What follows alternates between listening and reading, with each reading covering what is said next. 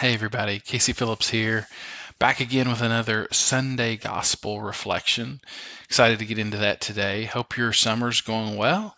I know some small groups take a little break over the summer, so if that's you, no big deal.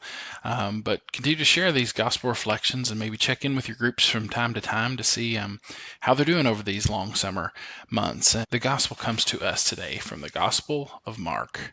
Glory to you, O Lord. When Jesus had crossed again in the boat to the other side, a large crowd gathered around him, and he stayed close to the sea. One of the synagogue officials named Jairus came forward.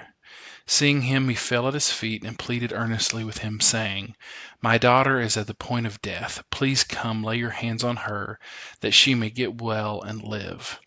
He went off with him, and a large crowd followed him and pressed upon him. While he was still speaking, people from the synagogue official's house arrived and said, "Your daughter has died. Why trouble the teacher any longer?"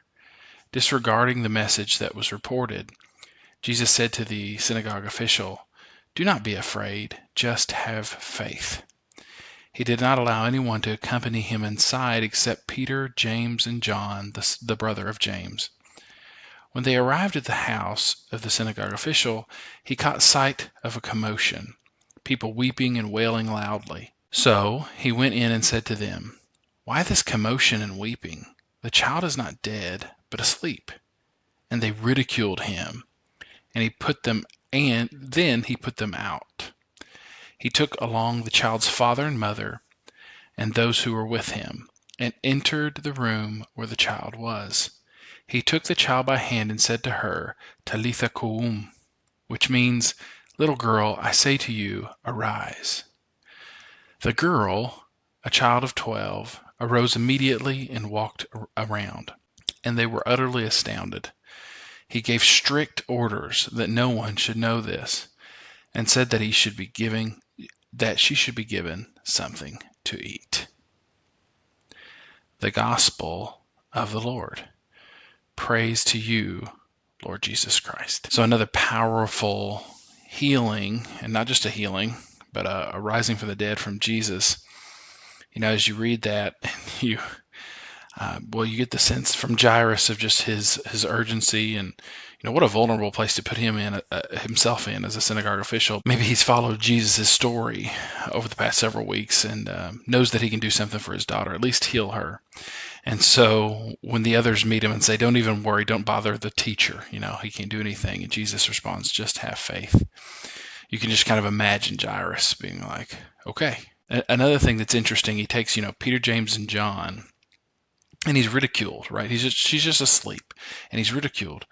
You can't help, at least I can't help, but to place myself, if I were Jesus, good thing I'm not God, but I would be like, well, watch this. Get ready, because here comes the thunder. Like, I would probably do something like that, but Jesus being God and the epitome of humility and love, right, doesn't do that.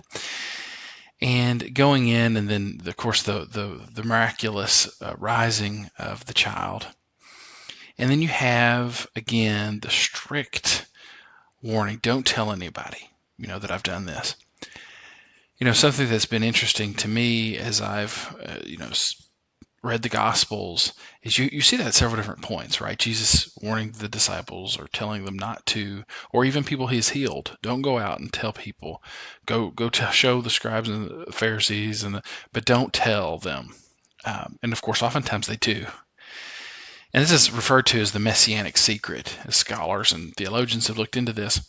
And I found on Catholic Answers a very interesting, and I kind of knew of one, and the other one makes sense. And I wonder if the answer to the question of why the messianic secret is maybe a combination of the two.